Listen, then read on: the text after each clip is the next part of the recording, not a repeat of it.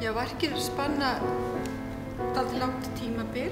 Elsta verkið frá 1992 og það yngsta frá í dag. Við erum bara að leggja lokahönd á það.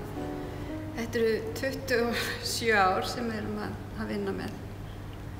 Og það hefur náttúrulega ýmislegt gerst á þessu tímabili, ýmislegt breyst í mínu verkum, en samt svona ákveðin þráður sem mjög eindregið gegnumgangandi á sýningunni, og það nú kannski þetta afturlit til fortíðar og leitin að einhvers konar uppruna, og ég geri það með því að leita í brotið, það er að segja brotið frá liðnum tíma.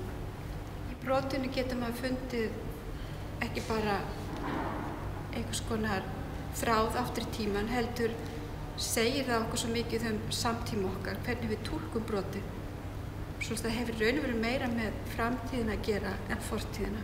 Verkin eru ekki sett upp í tímaröð á þessari sýningu, heldur eru þau frekar þematengt, og hvert svæði í salnum hefur kannski svona svolítið lit eða innihald sem tengir þau saman.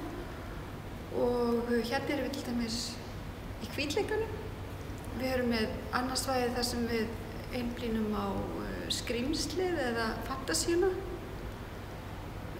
Svo erum við með svæði þar sem við erum meira að hugsa mannin og mannslíkamann, og svo innst erum við með einhver sal sem ég myndi skilgreina sem jörðin.